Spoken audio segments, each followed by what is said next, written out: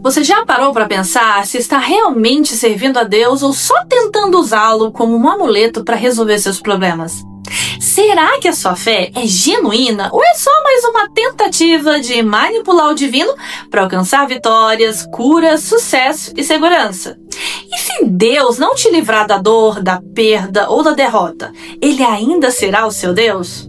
No vídeo de hoje vamos mergulhar numa história poderosa de 1 Samuel 4, que revela o perigo de transformar a fé num ritual vazio e Deus num servo das nossas vontades.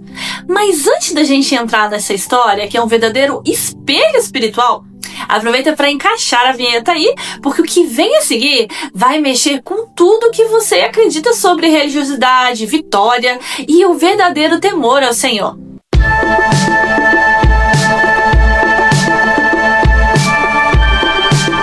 Olá, questionadores! Sejam muito bem-vindos ao meu canal Penso Logo Questiono. Eu sou a Gabriela e estou com vocês toda segunda, quarta e sexta.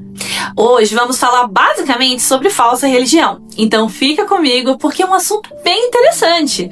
Mas antes, se inscreve por aqui, dê seu like e deixa um comentário pra mim, ok? Agora sim, bora pro vídeo!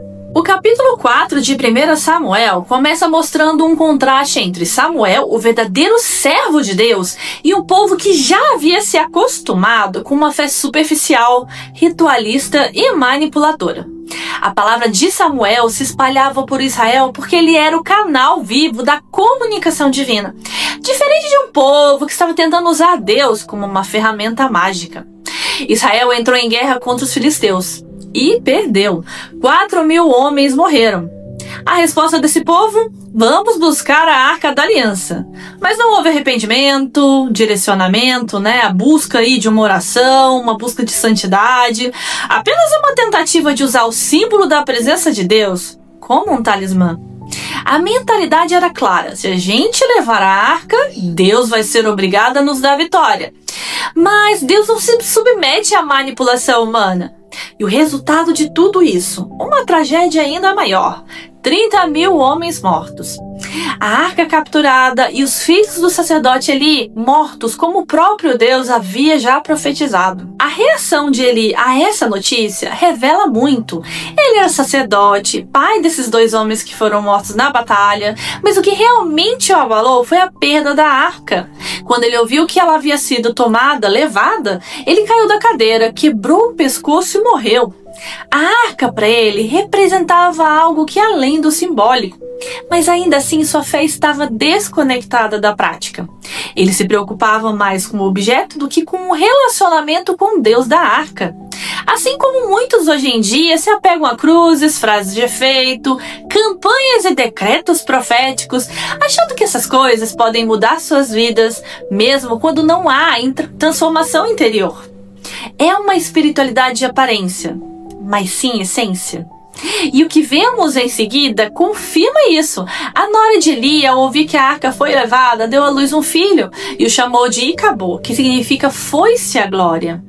Ela não viu esperança, mas enquanto ela viu o fim, Deus estava começando algo novo, porque a verdadeira glória não depende de objetos, mas da presença real de Deus. Esse texto escancara um problema que atravessa séculos: a falsa religião, aquela fé que se baseia em formas, em rituais, em símbolos, mas que está completamente vazia da verdade, do arrependimento e da obediência.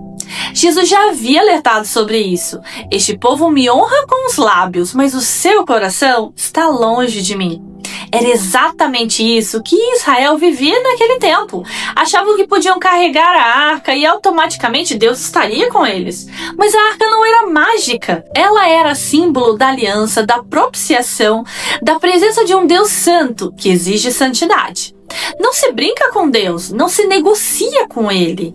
Não se decreta a vitória sem primeiro se submeter à sua vontade. E quando a fé vira um mecanismo de manipulação, o resultado não é bênção, é um juízo pesado. O erro de Israel não era confiar na arca, mas confiar apenas na arca. Eles esqueceram que a presença de Deus não se limita a um objeto. É como muitos hoje que vão aos cultos, fazem campanhas, repetem palavras de ordem, mas vivem em pecado deliberado. Pensam que por estarem na igreja, Deus está obrigado a agir em seu favor. Isso não é fé, é superstição. E a falsa religião não afasta apenas o poder de Deus, ela atrai o seu juízo. O próprio Eli, mesmo parecendo piedoso, negligenciava o pecado dos filhos. O povo parecia fervoroso, mas buscava a arca sem buscar o Deus dela.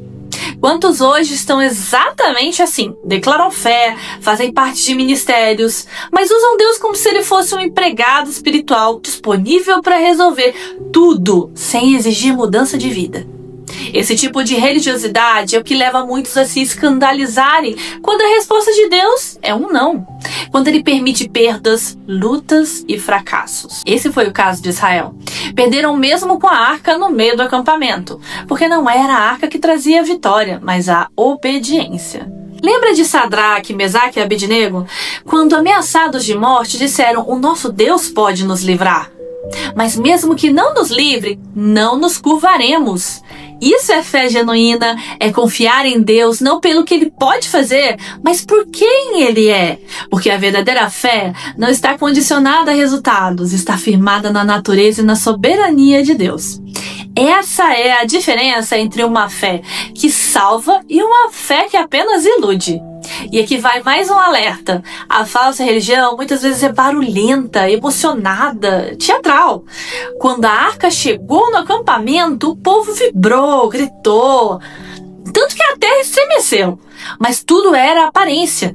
Eles confundiram emoção com presença, barulho com poder, euforia com aprovação divina. Enquanto hoje fazem o mesmo.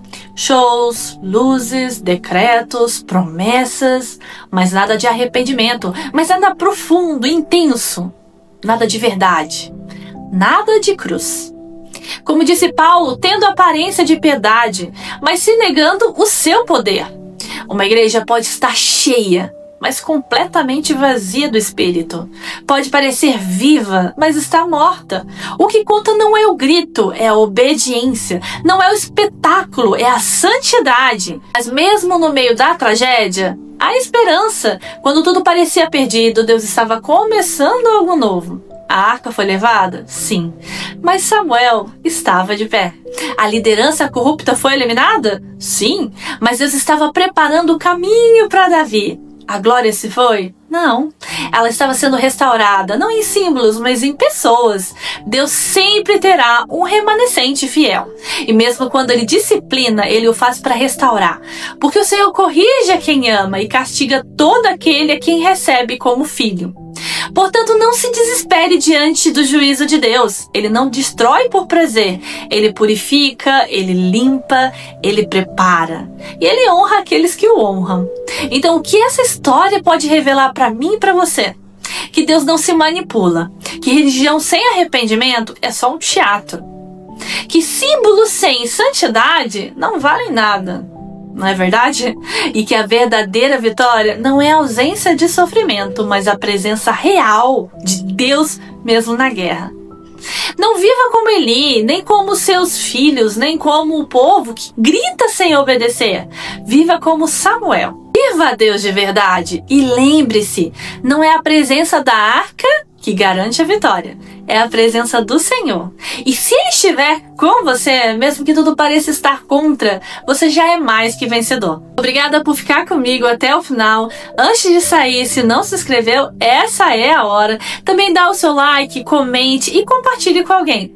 Fique com Deus. Abraços. Tchau, tchau.